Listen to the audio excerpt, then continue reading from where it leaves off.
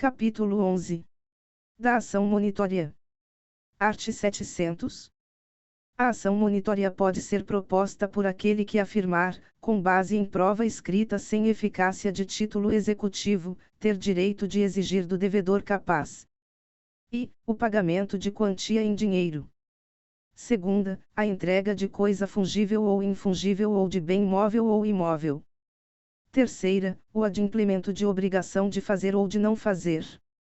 Primeiro, a prova escrita pode consistir em prova oral documentada, produzida antecipadamente nos termos do art. 381.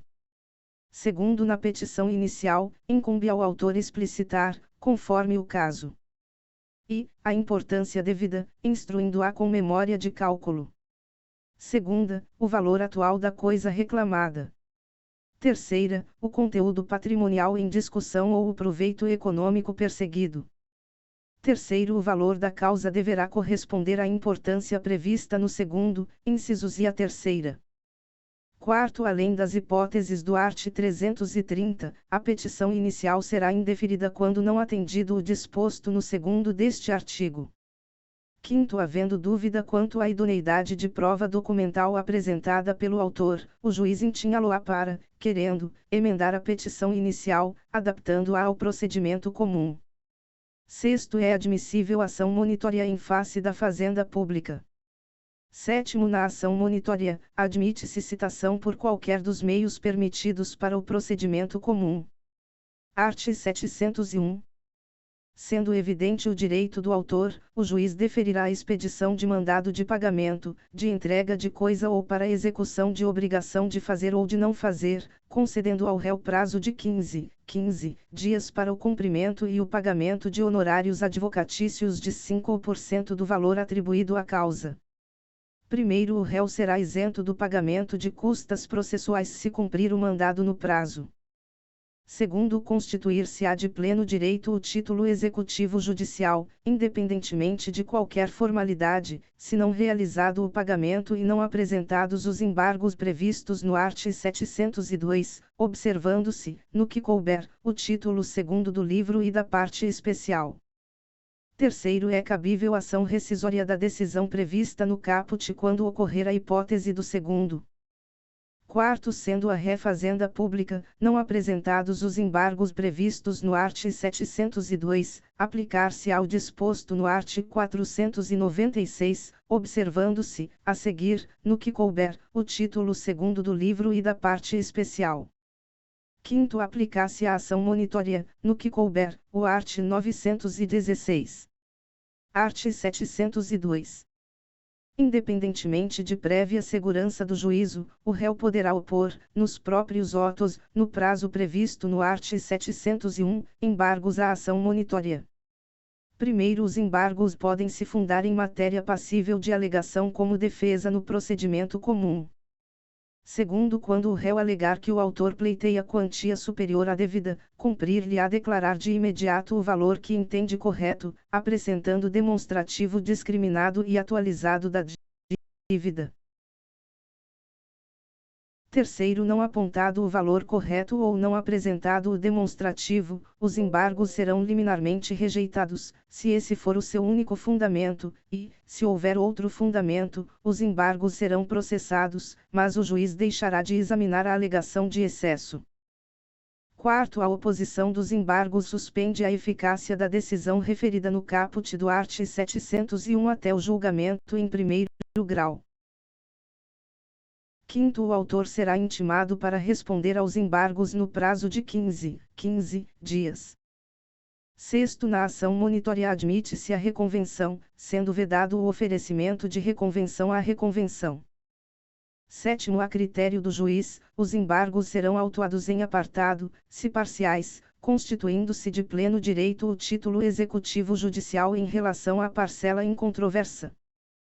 Oitavo, rejeitados os embargos, constituir-se-á de pleno direito o título executivo judicial, prosseguindo-se o processo em observância ao disposto no título segundo do livro e da parte especial, no que for cabível.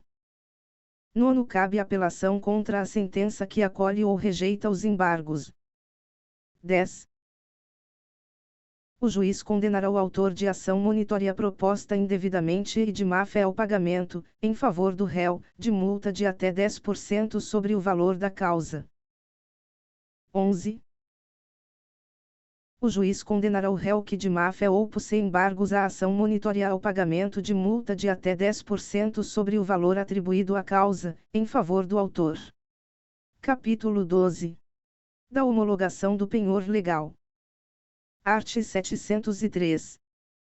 Tomado o penhor legal nos casos previstos em lei, requererá o credor, ato contínuo, a homologação.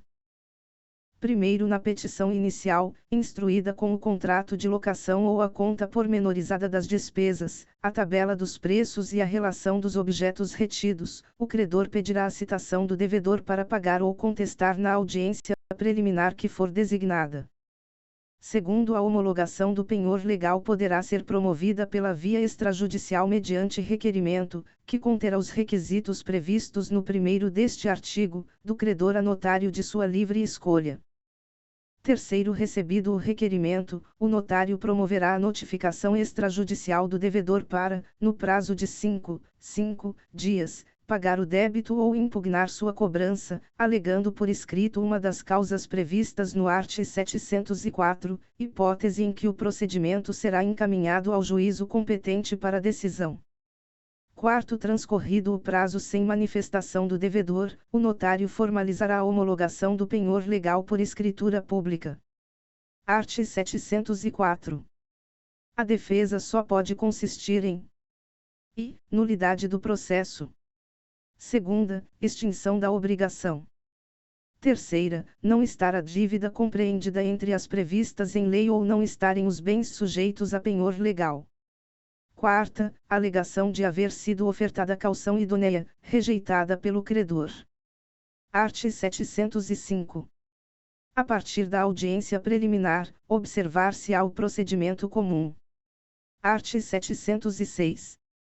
Homologado judicialmente o penhor legal, consolidar-se-á a posse do autor sobre o objeto. Primeiro, negada a homologação, o objeto será entregue ao réu, ressalvado ao autor o direito de cobrar a dívida pelo procedimento comum, salvo se acolhida a alegação de extinção da obrigação. Segundo, contra a sentença caberá apelação, e, na pendência de recurso, poderá o relator ordenar que a coisa permaneça depositada ou em poder do autor. Capítulo 13. Da regulação de avaria grossa. Art. 707. Quando inexistir consenso acerca da nomeação de um regulador de avarias, o juiz de direito da comarca do primeiro porto onde o navio houver chegado, provocado por qualquer parte interessada, nomeará um de notório conhecimento. Art. 708. O regulador declarará justificadamente se os danos são passíveis de rateio na forma de avaria grossa e exigirá das partes envolvidas a apresentação de garantias idôneas para que possam ser liberadas as cargas aos consignatários. Primeiro, a parte que não concordar com o regulador quanto à declaração de abertura da avaria grossa deverá justificar suas razões ao juiz, que decidirá no prazo de 10 dias. Segundo, se o consignatário não apresentar garantia idônea a critério do regulador, este fixará o valor da contribuição provisória com base nos fatos narrados e nos documentos que instruírem a petição inicial, que deverá ser caucionado sob a forma de depósito judicial ou de garantia bancária. Terceiro, recusando-se o consignatário a prestar caução, o regulador requererá ao juiz a alienação judicial de sua carga na forma dos arts. 879 a 903. Quarto, é permitido o levantamento, por alvará, das quantias necessárias ao pagamento das despesas da alienação a serem arcadas pelo consignatário, mantendo-se o saldo remanescente em depósito judicial até o encerramento da regulação. Art. 709. As partes deverão apresentar nos autos os documentos necessários à regulação da avaria grossa em prazo razoável a ser fixado pelo regulador. Art. 710. O regulador apresentará o regulamento da avaria grossa no prazo de até 12 meses, contado da data da entrega dos documentos nos autos pelas partes, podendo o prazo ser estendido a critério do juiz. Primeiro oferecido o regulamento da avaria grossa, dele terão vista as partes pelo prazo comum de 15 dias, e, não havendo impugnação, o regulamento será homologado por sentença. Segundo, havendo impugnação ao regulamento, o juiz decidirá no prazo de 10 dias, após a oitiva do regulador. Art. 711. Aplicam-se ao regulador de avarias os arts. 156 a 158, no que couber. Capítulo 14. Da restauração de autos. Art. 712. Verificado o desaparecimento dos autos, eletrônicos ou não, pode o juiz, de ofício, qualquer das partes ou o Ministério Público, se for o caso, promover-lhes a restauração. Parágrafo único. Havendo autos suplementares, nesses prosseguirá o processo. Art. 713. Na petição inicial, declarará a parte o estado do processo ao tempo do desaparecimento dos autos, oferecendo e certidões dos atos constantes do protocolo de audiências do cartório por onde haja corrido o processo. Segunda, cópia das peças que tenha em seu poder. Terceira, qualquer outro documento que facilite a restauração. Art. 714. A parte contrária será citada para contestar o pedido no prazo de 5 dias, cabendo-lhe exibir as cópias, as contrafés e as reproduções dos atos e dos documentos que estiverem em seu poder. Primeiro, se a parte concordar com a restauração, lavrar-se-á o auto que, assinado pelas partes e homologado pelo juiz, suprirá o processo desaparecido. Segundo, se a parte não contestar ou se a concordância for parcial, observar-se-á o procedimento comum. Art. 715. Se a perda dos autos tiver ocorrido depois da produção das provas em audiência, o juiz, se necessário, mandará repeti-las. Primeiro serão requeridas as mesmas testemunhas, que, em caso de impossibilidade, poderão ser substituídas de ofício ou a requerimento. Segundo, não havendo certidão ou cópia do laudo, far-se-á nova perícia, sempre que possível pelo mesmo perito. Terceiro, não havendo certidão de documentos, esses serão reconstituídos mediante cópias ou, na falta dessas, pelos meios ordinários de prova. Quarto, os serventuários e os auxiliares da justiça não podem eximir-se de depor como testemunhas a respeito de atos que tenham praticado ou assistido. Quinto, se o juiz houver proferido sentença da qual ele próprio ou o escrivão possua cópia, esta será juntada aos autos e terá a mesma autoridade da original. Art. 716. Julgada a restauração, seguirá o processo os seus termos. Parágrafo único. Aparecendo os autos originais, neles se prosseguirá, sendo-lhes apensados os autos da restauração. Art. 717. Se o desaparecimento dos autos tiver ocorrido no tribunal, o processo de restauração será distribuído, sempre que possível, ao relator do processo. Primeiro, a restauração far-se-á no juízo de origem quanto aos atos nele realizados. Segundo, remetidos os autos ao tribunal, nele completar-se-á a restauração e proceder-se-á ao julgamento. Art. 718. Quem houver dado causa ao desaparecimento dos autos responderá pelas custas da restauração e pelos honorários de advogado, sem prejuízo da responsabilidade civil ou penal em que incorrer. Capítulo 15. Dos procedimentos de jurisdição voluntária. Seção I. Disposições gerais. Art. 719. Quando este Código não estabelecer procedimento especial, regem os procedimentos de jurisdição voluntária as disposições constantes desta seção. Art. 720. O procedimento terá início por provocação do interessado, do Ministério Público ou da Defensoria Pública, cabendo-lhes formular o pedido devidamente instruído com os documentos necessários e com a indicação da providência judicial. Art. 721. Serão citados todos os interessados, bem como intimado o Ministério Público, nos casos do art. 178, para que se manifestem, querendo, no prazo de 15 dias. Art. 722. A Fazenda Pública será sempre ouvida nos casos em que tiver interesse. Art. 723. O juiz decidirá o pedido no prazo de 10 dias. Parágrafo único. O juiz não é obrigado a observar critério de legalidade estrita, podendo adotar em cada caso a solução que considerar mais conveniente ou oportuna. Art. 724. Da sentença caberá apelação. Art. 725. Processar-se-á na forma estabelecida nesta seção o pedido de emancipação. Segunda, subrogação. Terceira, alienação, arrendamento ou oneração de bens de crianças ou adolescentes, de órfãos e de interditos. Quarta, alienação, locação e administração da coisa comum. V. Alienação de quinhão em coisa comum. Sexta, extinção de usufruto, quando não decorrer da morte do usufrutuário, do termo da sua duração ou da consolidação, e de fideicomisso, quando decorrer de renúncia ou quando ocorrer antes do evento que caracterizar a condição resolutória.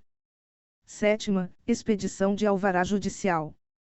Oitava, homologação de autocomposição extrajudicial, de qualquer natureza ou valor. Parágrafo único. As normas desta seção aplicam-se, no que couber, aos procedimentos regulados nas seções seguintes. Seção 2ª. Da notificação e da interpelação. Art. 726. Quem tiver interesse em manifestar formalmente sua vontade a outrem sobre assunto juridicamente relevante poderá notificar pessoas participantes da mesma relação jurídica para dar-lhe ciência de seu propósito.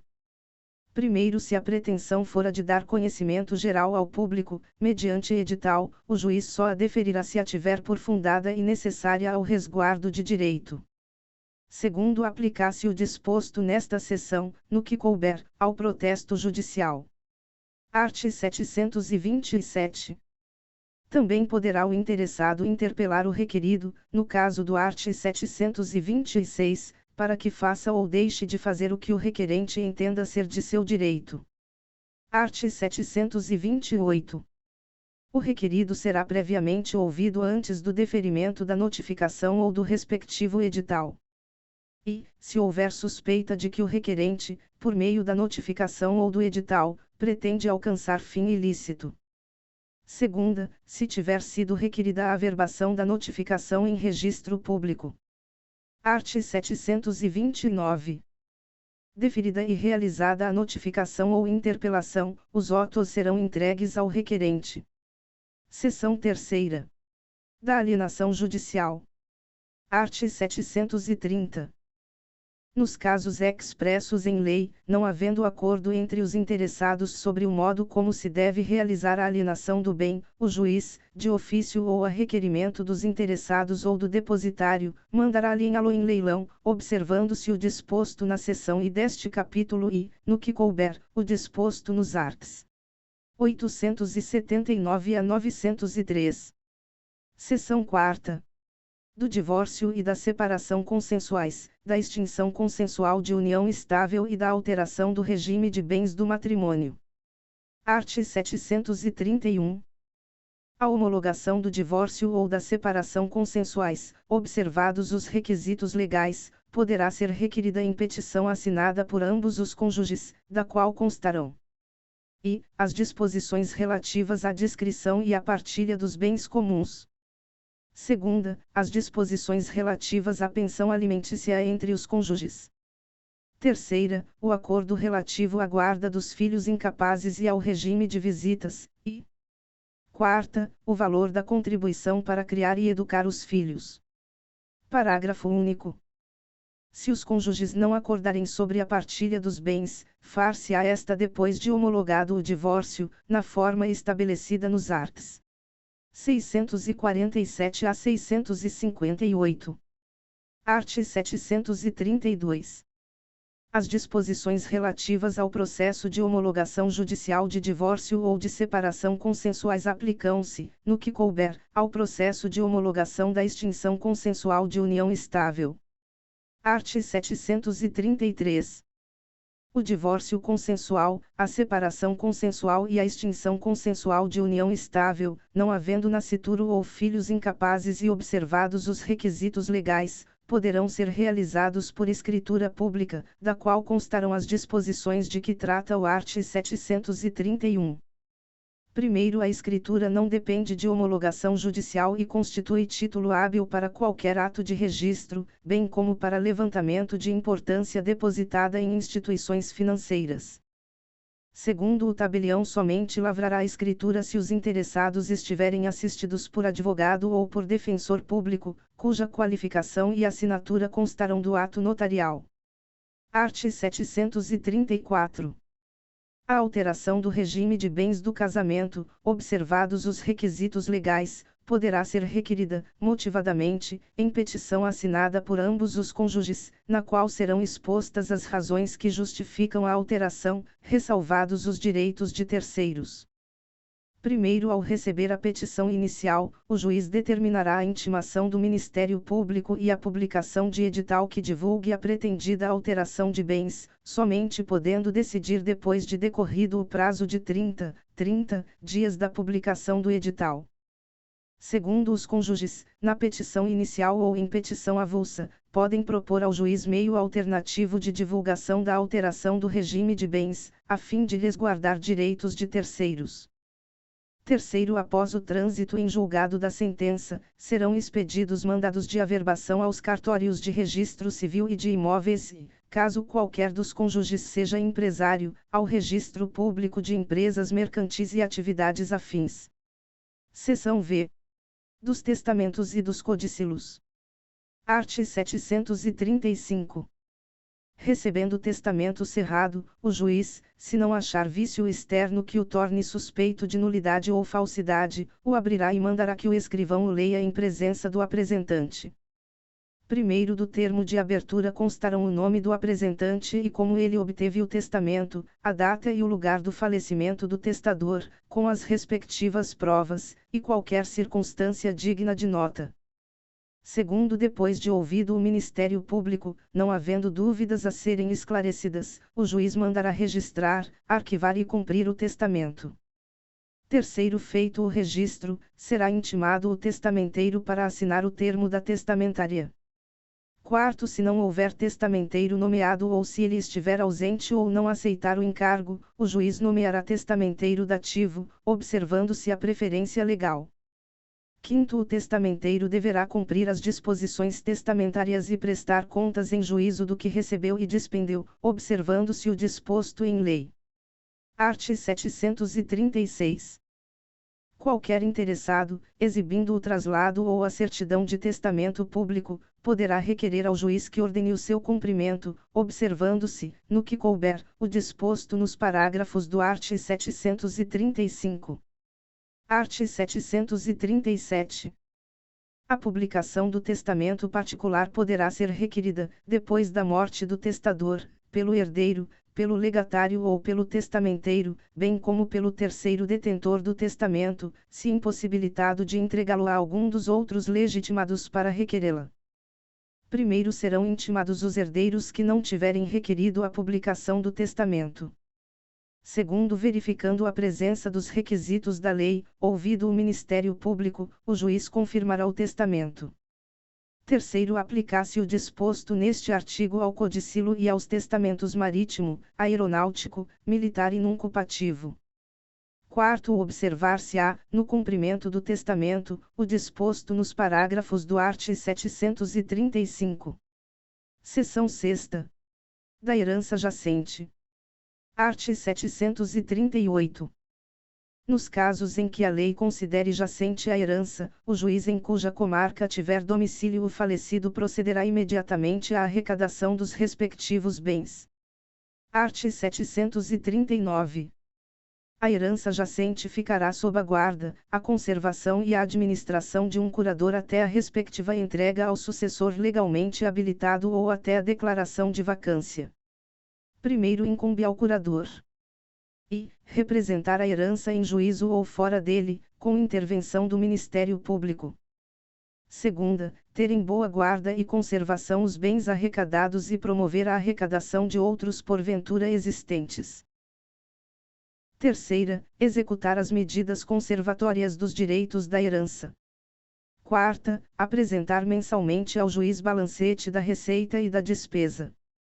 V. Prestar contas ao final de sua gestão. Segundo, aplicar-se ao curador o disposto nos arts. 159 a 161. Art. 740. O juiz ordenará que o oficial de justiça, acompanhado do escrivão ou do chefe de secretaria e do curador, arrole os bens e descreva-os em auto circunstanciado. Primeiro, não podendo comparecer ao local, o juiz requisitará a autoridade policial que proceda à arrecadação e ao arrolamento dos bens, com duas testemunhas, que assistirão às diligências. Segundo, não estando ainda nomeado o curador, o juiz designará depositário e lhe entregará os bens, mediante simples termo nos autos, depois de compromissado. Terceiro, durante a arrecadação, o juiz ou a autoridade policial inquirirá os moradores da casa e da vizinhança sobre a qualificação do falecido, o paradeiro de seus sucessores e a existência de outros bens, lavrando-se de tudo auto de inquirição e informação. Quarto, o juiz examinará reservadamente os papéis, as cartas missivas e os livros domésticos e, verificando que não apresentam interesse, mandará empacotá-los e lacrá-los para serem assim entregues aos sucessores do falecido ou queimados quando os bens forem declarados vacantes. Quinto, se constar ao juiz a existência de bens em outra comarca, mandará expedir carta precatória a fim de serem arrecadados. Sexto, não se fará a arrecadação, ou essa será suspensa, quando, iniciada, apresentarem-se para reclamar os bens o cônjuge ou companheiro, o herdeiro ou o testamenteiro notoriamente reconhecido e não houver oposição motivada do curador, de qualquer interessado, do Ministério Público ou do representante da Fazenda Pública. Art. 741. Última da arrecadação, o juiz mandará expedir edital, que será publicado na rede mundial de computadores, no sítio do tribunal a que estiver vinculado o juízo e na plataforma de editais do Conselho Nacional de Justiça, onde permanecerá por 3 meses, ou, não havendo sítio, no órgão oficial e na imprensa da comarca, por 3 vezes com intervalos de um mês, para que os sucessores do falecido venham a habilitar-se no prazo de 6 meses contado da primeira publicação. Primeiro, verificada a existência de sucessor ou de testamenteiro em lugar certo, far-se-á a sua citação, sem prejuízo do edital. Segundo, quando o falecido for estrangeiro, será também comunicado o fato à autoridade consular. Terceiro, julgada a habilitação do herdeiro, reconhecida a qualidade do testamenteiro ou provada a identidade do cônjuge ou companheiro, a arrecadação converter-se-á em inventário. Quarto, os credores da herança poderão habilitar-se como nos inventários ou propor a ação de cobrança. Art. 742. O juiz poderá autorizar a alienação de bens móveis, se forem de conservação difícil ou dispendiosa. Segunda, de semoventes, quando não empregados na exploração de alguma indústria. Terceira, de títulos e papéis de crédito, havendo fundado receio de depreciação.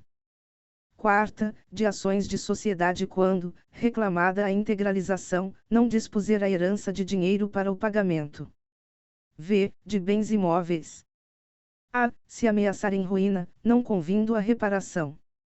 B. Se estiverem hipotecados e vencer-se a dívida, não havendo dinheiro para o pagamento. Primeiro, não se procederá, entretanto, à venda-se a fazenda pública ou habilitando adiantar a importância para as despesas. Segundo, os bens com valor de afeição, como retratos, objetos de uso pessoal, livros e obras de arte, só serão alienados depois de declarada a vacância da herança. Art. 743. Passado um ano da primeira publicação do edital e não havendo herdeiro habilitado nem habilitação pendente, será a herança declarada vacante. Primeiro, pendendo habilitação, a vacância será declarada pela mesma sentença que a julgar improcedente, aguardando-se, no caso de serem diversas as habilitações, o julgamento da última. Segundo transitada em julgado a sentença que declarou a vacância, o cônjuge, o companheiro, os herdeiros e os credores só poderão reclamar o seu direito por ação direta. Seção 7ª. Dos bens dos ausentes. Art. 744. Declarada a ausência nos casos previstos em lei, o juiz mandará arrecadar os bens do ausente e nomear-lhes acurador na forma estabelecida na seção 6ª, observando-se o disposto em lei. Art. 745.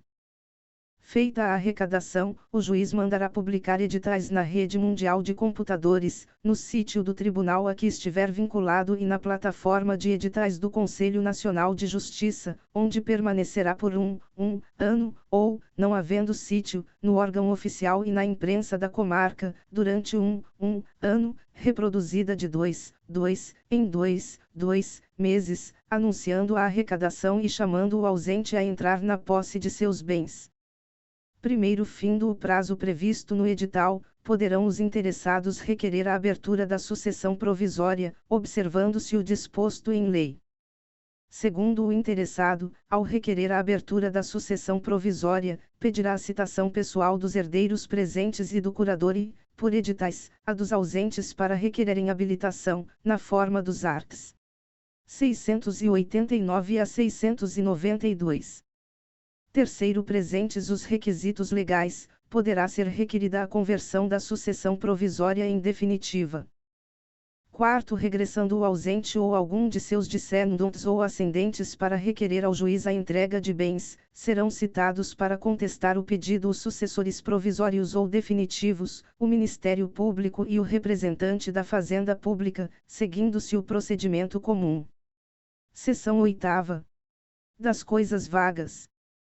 Art. 746.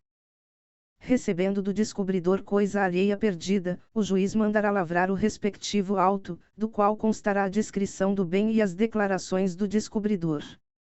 Primeiro recebida a coisa por autoridade policial, esta a remeterá em seguida ao juízo competente. Segundo depositada a coisa, o juiz mandará publicar edital na rede mundial de computadores, no sítio do tribunal a que estiver vinculado e na plataforma de editais do Conselho Nacional de Justiça ou, não havendo sítio, no órgão oficial e na imprensa da comarca, para que o dono ou o legítimo possuidor a reclame, salvo se tratar de coisa de pequeno valor e não for possível a publicação no sítio do tribunal, caso em que o edital será apenas afixado no átrio do edifício do fórum. Terceiro, observar-se-á, quanto ao mais, o disposto em lei. Seção 9ª. Da interdição. Art. 747. A interdição pode ser promovida. I. Pelo cônjuge ou companheiro. Segunda, pelos parentes ou tutors. Terceira, pelo representante da entidade em que se encontra abrigado ou interditando. Quarta, pelo Ministério Público. Parágrafo único. A legitimidade deverá ser comprovada por documentação que acompanhe a petição inicial. Art. 748.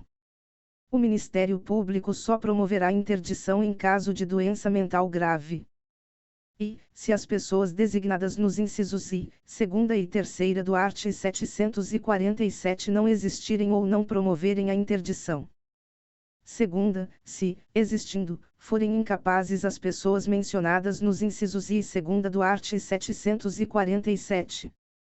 Art. 749.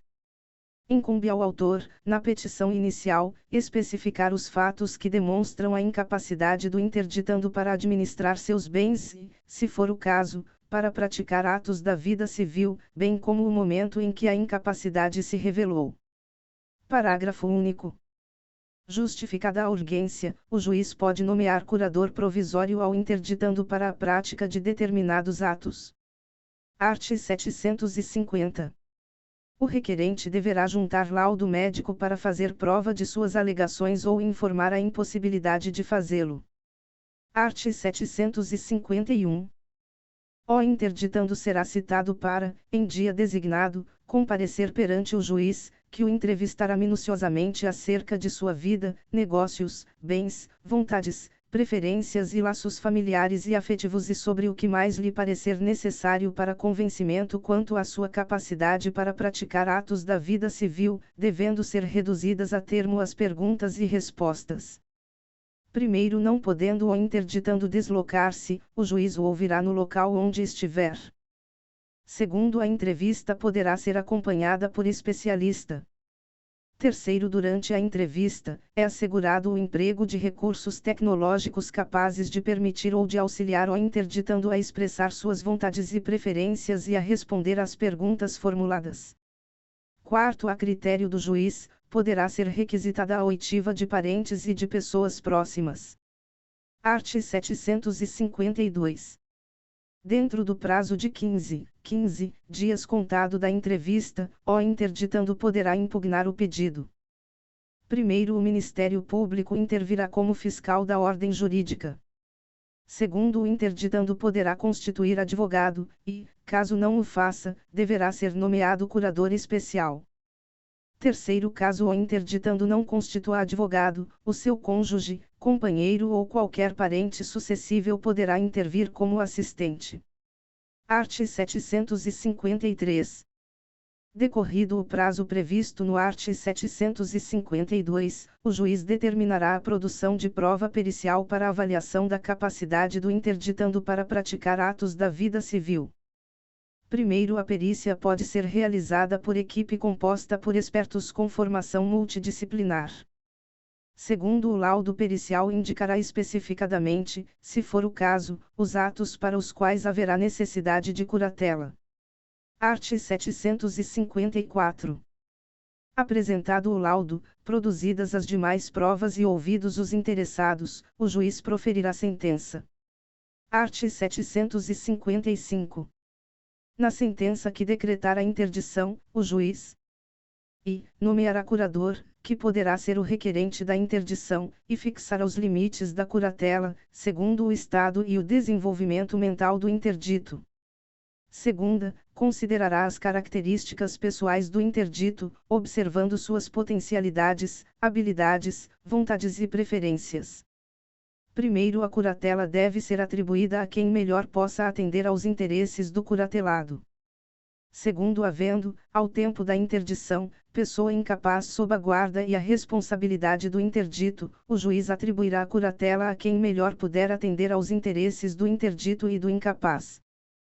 Terceiro, a sentença de interdição será inscrita no registro de pessoas naturais e imediatamente publicada na rede mundial de computadores, no sítio do tribunal a que estiver vinculado o juízo e na plataforma de editais do Conselho Nacional de Justiça, onde permanecerá por 6 meses, na imprensa local, uma vez, e no órgão oficial, por 3 vezes, com intervalo de 10 dias, constando do edital os nomes do interdito e do curador, a causa da interdição, os limites da curatela e, não sendo total a interdição, os atos que o interdito poderá praticar autonomamente. Art. 756. Levantar-se-á a curatela quando cessar a causa que a determinou. Primeiro, o pedido de levantamento da curatela poderá ser feito pelo interdito, pelo curador ou pelo Ministério Público e será apensado aos autos da interdição. Segundo, o juiz nomeará perito ou equipe multidisciplinar para proceder ao exame do interdito e designará audiência de instrução e julgamento após a apresentação do laudo. Terceiro, acolhido o pedido, o juiz decretará o levantamento da interdição e determinará a publicação da sentença, após o trânsito em julgado, na forma do art. 755, terceiro, ou, não sendo possível, na imprensa local e no órgão oficial, por 3 vezes, com intervalo de 10 dias, seguindo-se a averbação no registro de pessoas naturais. Quarto, a interdição poderá ser levantada parcialmente quando demonstrada a capacidade do interdito para praticar alguns atos da vida civil. Art. 757.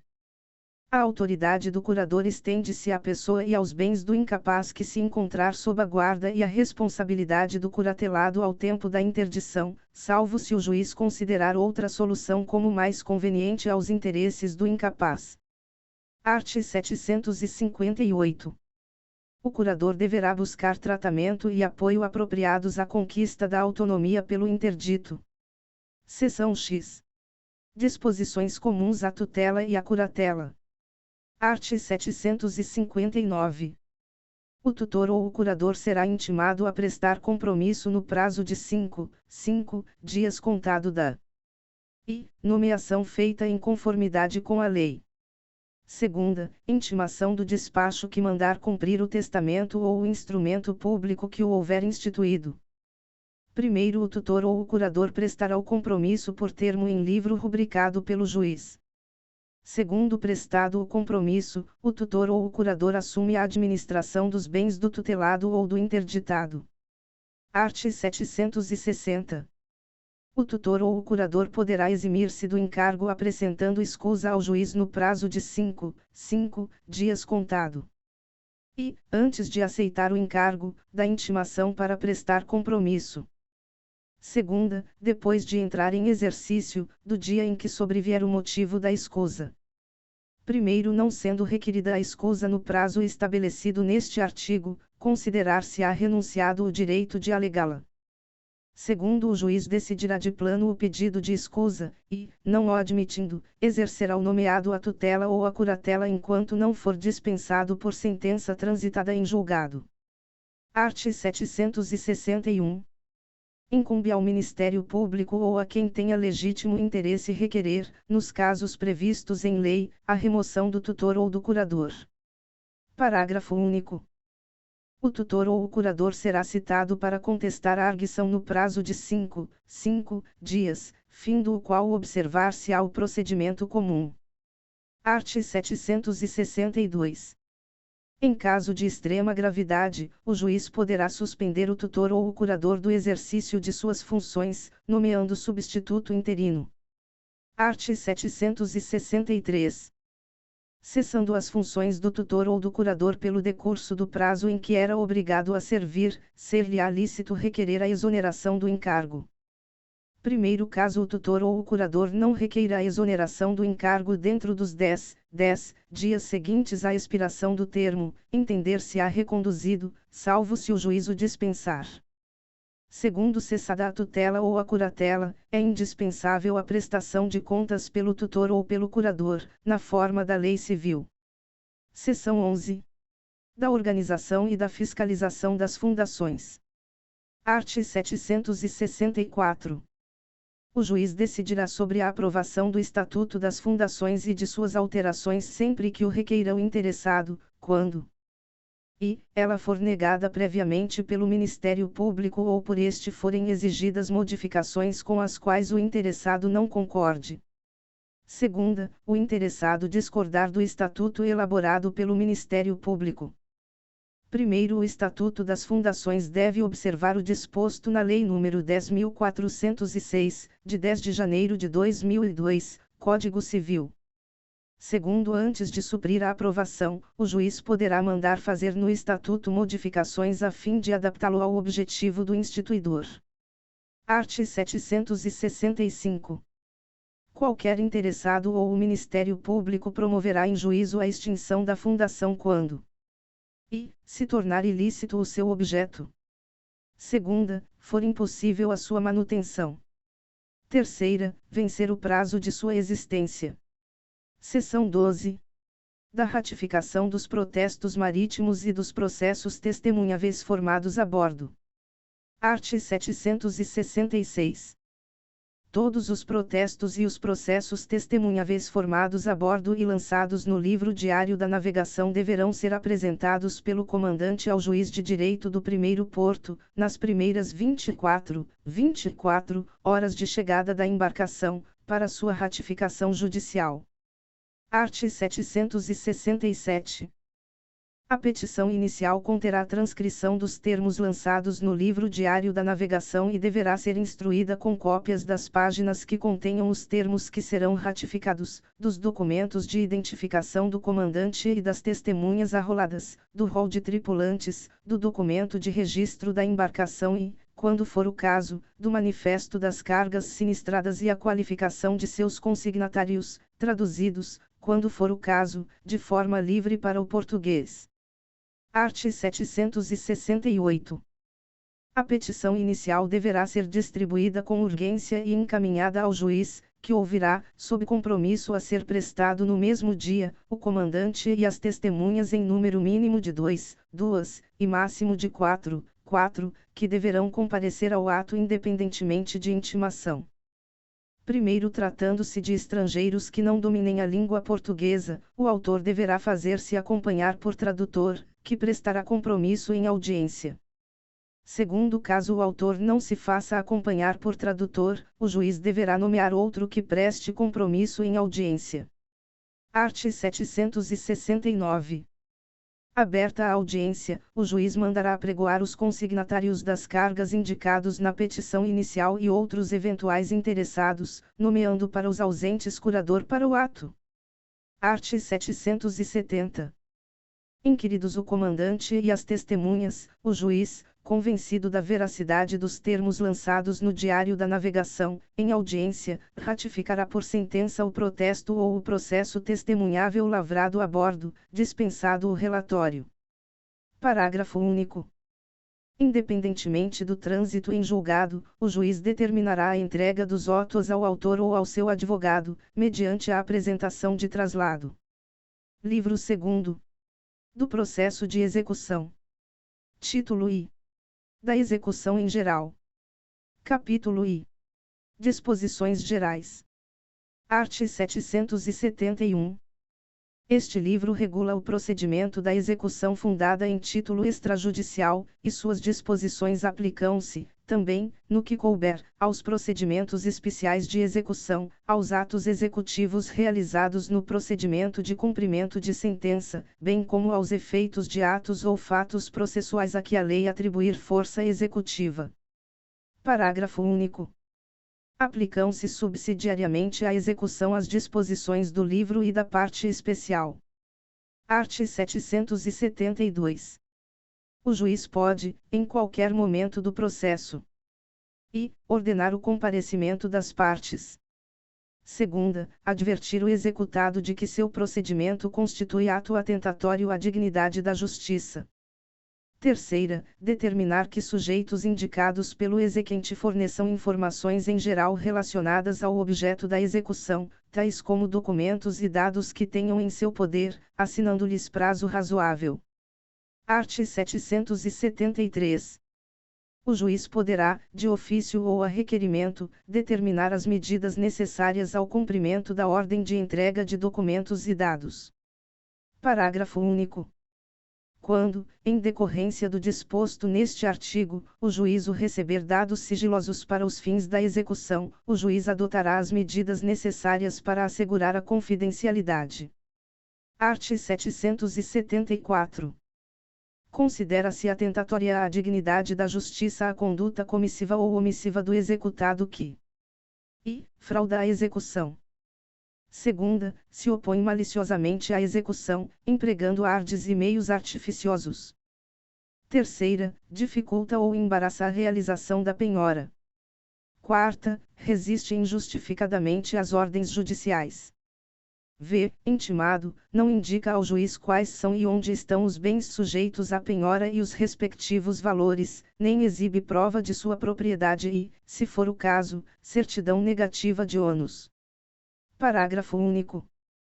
Nos casos previstos neste artigo, o juiz fixará multa em montante não superior a 20% do valor atualizado do débito em execução, a qual será revertida em proveito do exequente, exigível nos próprios autos do processo, sem prejuízo de outras sanções de natureza processual ou material.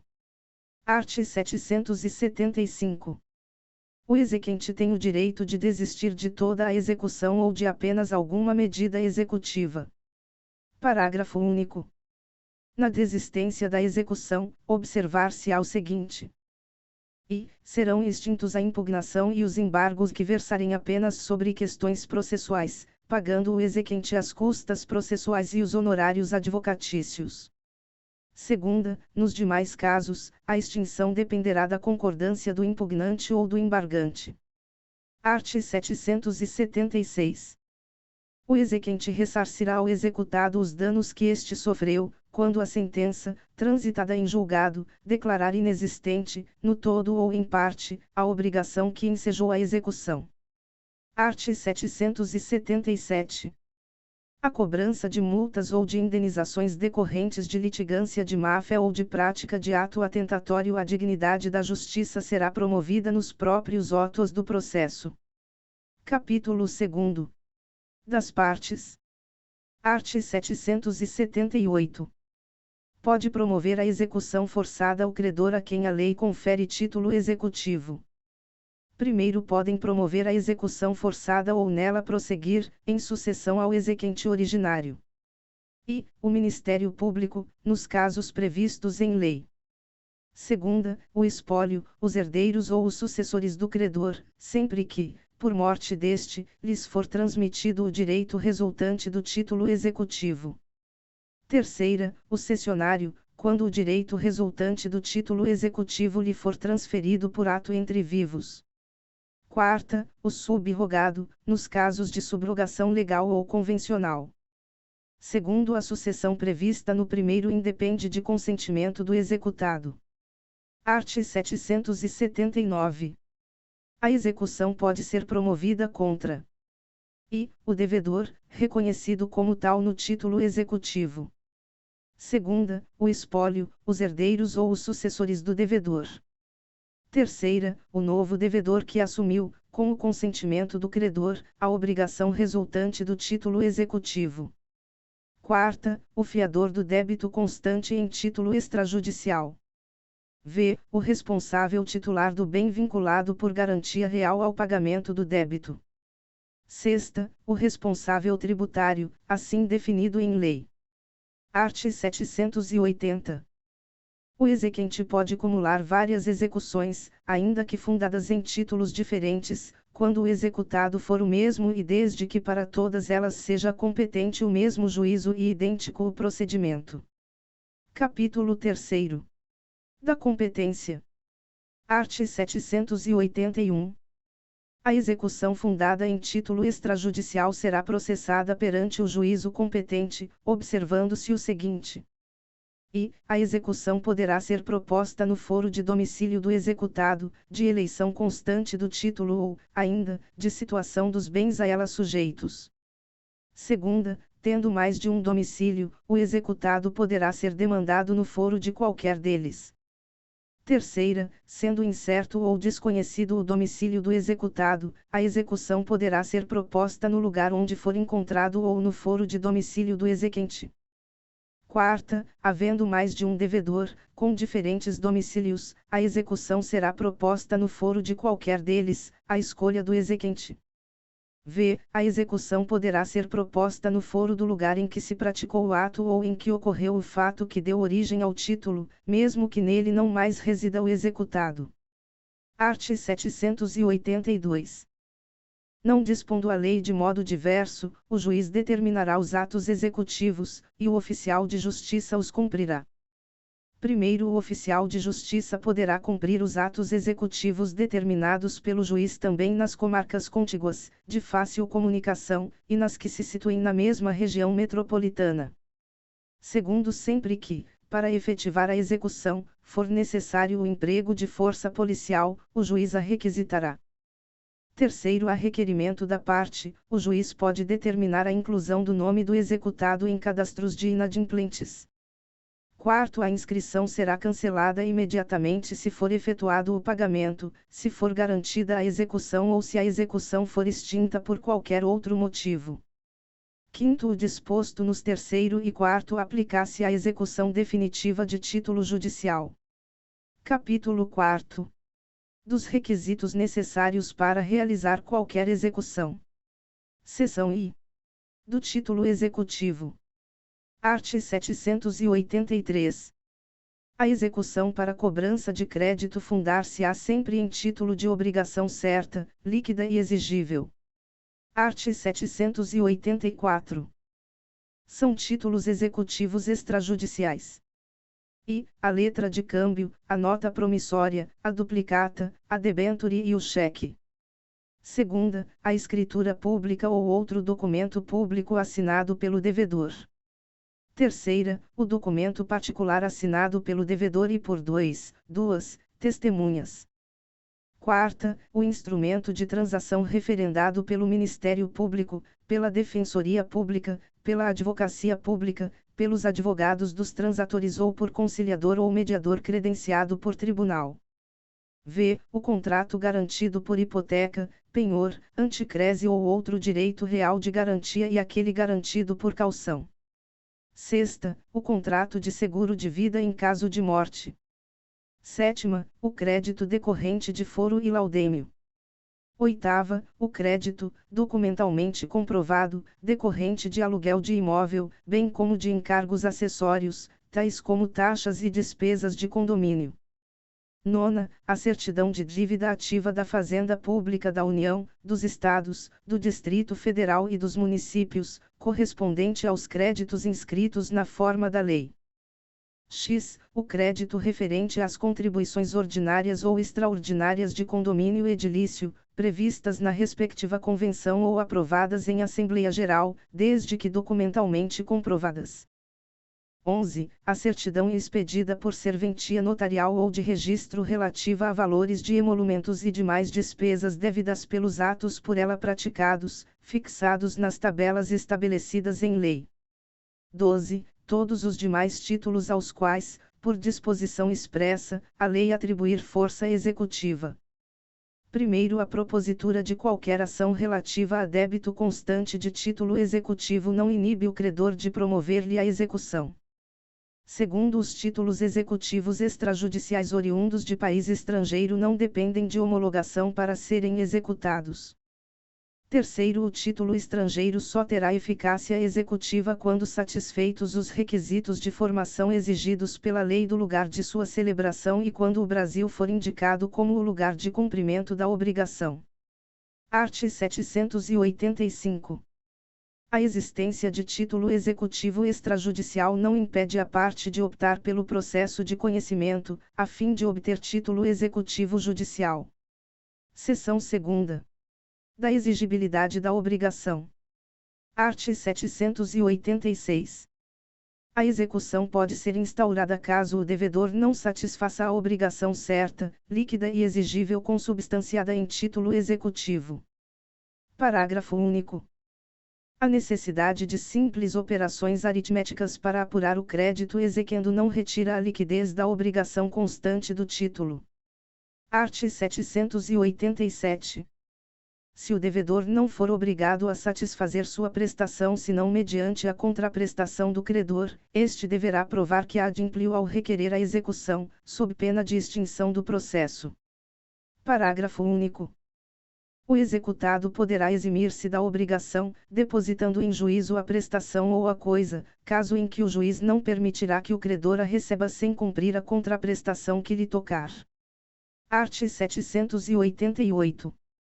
O credor não poderá iniciar a execução ou nela prosseguir se o devedor cumprir a obrigação, mas poderá recusar o recebimento da prestação se ela não corresponder ao direito ou à obrigação estabelecidos no título executivo, caso em que poderá requerer a execução forçada, ressalvado ao devedor o direito de embargá-la.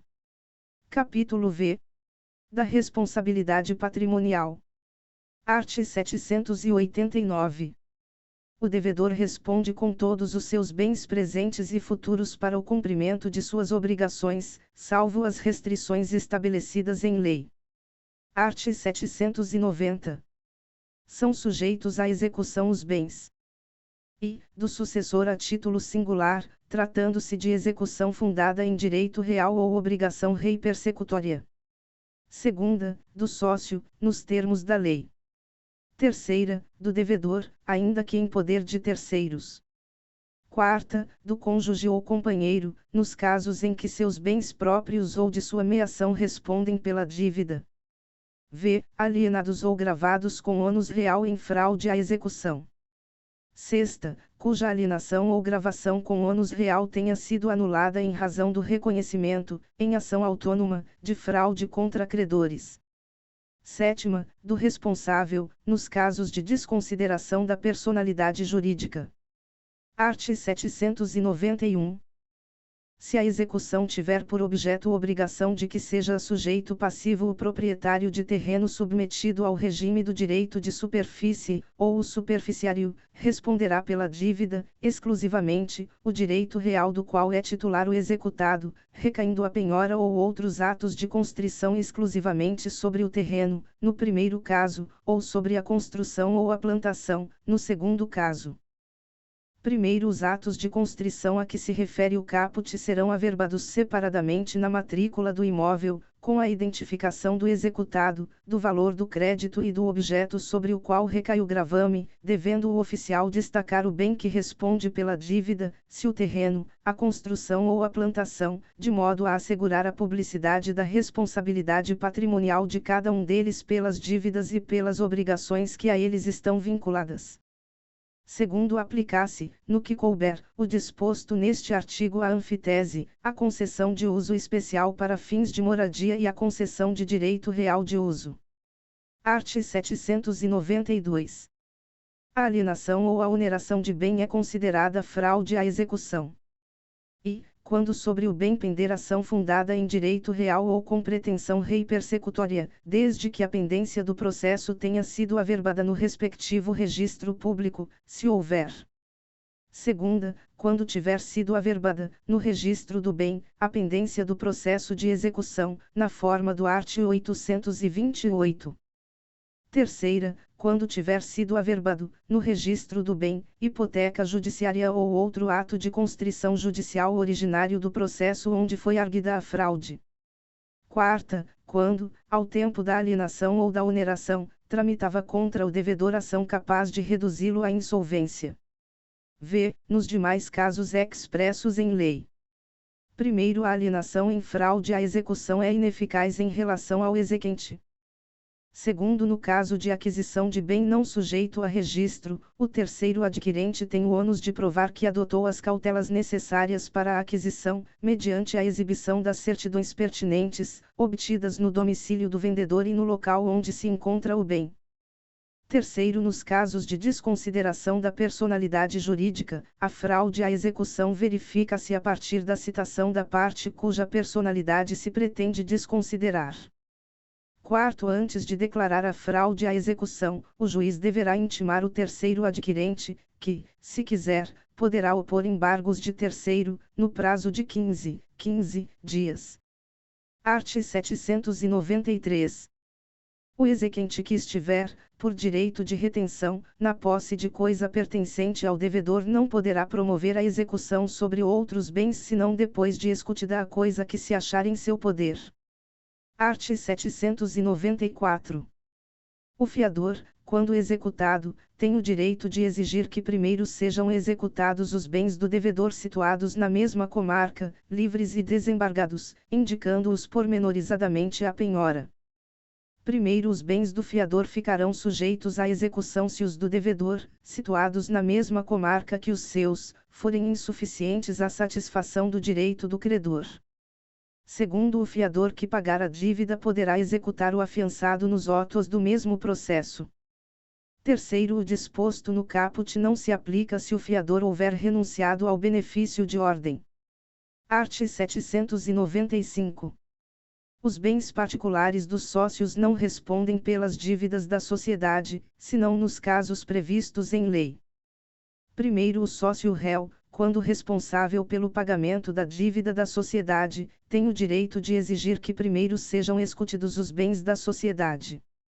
Segundo, incumbe ao sócio que alegar o benefício do primeiro nomear quantos bens da sociedade situados na mesma comarca, livres e desembargados, bastem para pagar o débito. Terceiro, o sócio que pagar a dívida poderá executar a sociedade nos autos do mesmo processo. Quarto, para a desconsideração da personalidade jurídica é obrigatória a observância do incidente previsto neste Código. Art. 796. O espólio responde pelas dívidas do falecido, mas, feita a partilha, cada herdeiro responde por elas dentro das forças da herança e na proporção da parte que lhe coube. Título 2. Das diversas espécies de execução. Capítulo I. Disposições gerais. Art. 797. ressalvado o caso de insolvência do devedor, em que tem lugar o concurso universal, realizar-se a execução no interesse do exequente que adquire, pela penhora, o direito de preferência sobre os bens penhorados. Parágrafo único. Recaindo mais de uma penhora sobre o mesmo bem, cada exequente conservará o seu título de preferência. Art. 798. Ao propor a execução, incumbe ao exequente e instruir a petição inicial com a. O título executivo extrajudicial. b. O demonstrativo do débito atualizado até a data de propositura da ação, quando se tratar de execução por quantia certa. c. A prova de que se verificou a condição ou ocorreu o termo, se for o caso. d. A prova, se for o caso, de que adimpliu a contraprestação que lhe corresponde ou que lhe assegura o cumprimento, se o executado não for obrigado a satisfazer a sua prestação senão mediante a contraprestação do exequente. Segunda, indicar a espécie de execução de sua preferência, quando por mais de um modo puder ser realizada. b. Os nomes completos do exequente e do executado e seus números de inscrição no cadastro de pessoas físicas ou no cadastro nacional da pessoa jurídica. c. Os bens suscetíveis de penhora, sempre que possível. Parágrafo único. O demonstrativo do débito deverá conter e o índice de correção monetária adotado. Segunda, a taxa de juros aplicada. Terceira, os termos inicial e final de incidência do índice de correção monetária e da taxa de juros utilizados. Quarta, a periodicidade da capitalização dos juros, se for o caso. v. A especificação de desconto obrigatório realizado. Art. 799.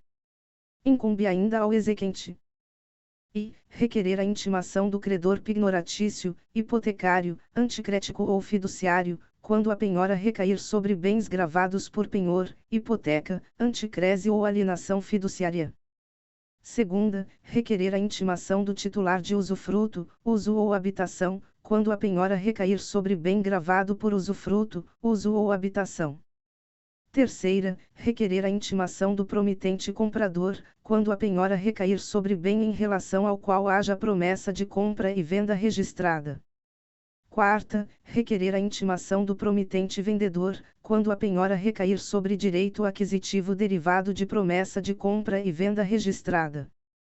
v. Requerer a intimação do superficiário, enfiteuta ou concessionário, em caso de direito de superfície, anfitese, concessão de uso especial para fins de moradia ou concessão de direito real de uso, quando a penhora recair sobre imóvel submetido ao regime do direito de superfície, anfitese ou concessão.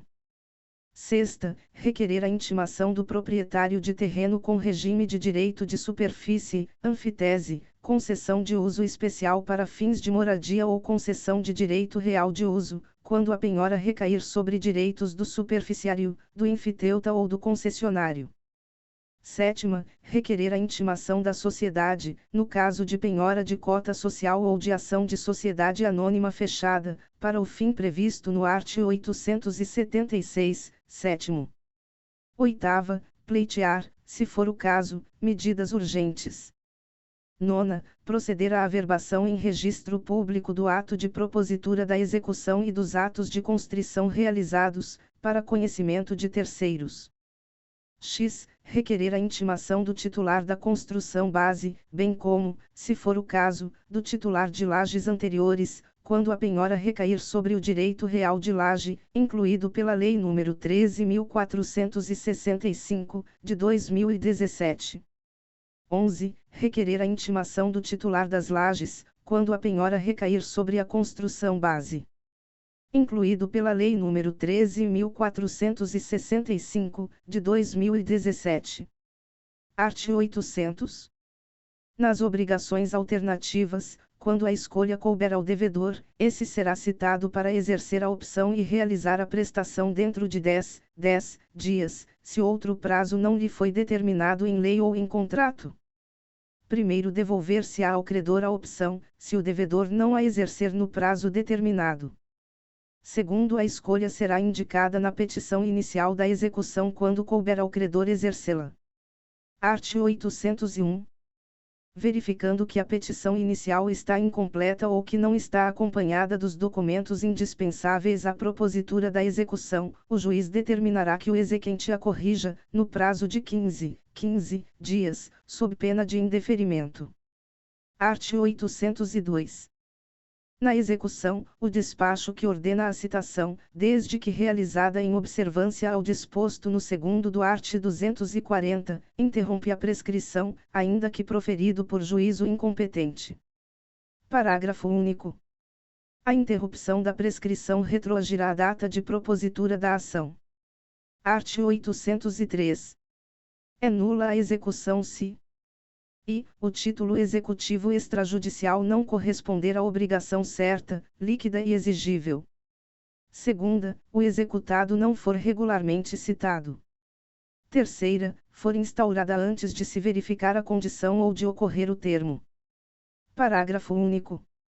A nulidade de que cuida este artigo será pronunciada pelo juiz, de ofício ou a requerimento da parte, independentemente de embargos à execução. Art. 804. A alienação de bem gravado por penhor, hipoteca ou anticrese será ineficaz em relação ao credor pignoratício, hipotecário ou anticrético não intimado. Primeiro, a alienação de bem objeto de promessa de compra e venda ou de cessão registrada será ineficaz em relação ao promitente comprador ou ao cessionário não intimado. Segundo, a alienação de bem sobre o qual tenha sido instituído direito de superfície, seja do solo, da plantação ou da construção, será ineficaz em relação ao concedente ou ao concessionário não intimado. Terceiro, a alienação de direito aquisitivo de bem objeto de promessa de venda, de promessa de cessão ou de alienação fiduciária será ineficaz em relação ao promitente vendedor, ao promitente cedente ou ao proprietário fiduciário não intimado. Quarto, a alienação de imóvel sobre o qual tenha sido instituída anfitese, concessão de uso especial para fins de moradia ou concessão de direito real de uso será ineficaz em relação ao enfiteuta ou ao concessionário não intimado. Quinto, a alienação de direitos do enfiteuta, do concessionário de direito real de uso ou do concessionário de uso especial para fins de moradia será ineficaz em relação ao proprietário do respectivo imóvel não intimado. Sexto, a alienação de bem sobre o qual tenha sido instituído usufruto, uso ou habitação será ineficaz em relação ao titular desses direitos reais não intimado. Art. 805. Quando por vários meios o exequente puder promover a execução, o juiz mandará que se faça pelo modo menos gravoso para o executado. Parágrafo único. Ao executado que alegar ser a medida executiva mais gravosa incumbe indicar outros meios mais eficazes e menos onerosos, sob pena de manutenção dos atos executivos já determinados.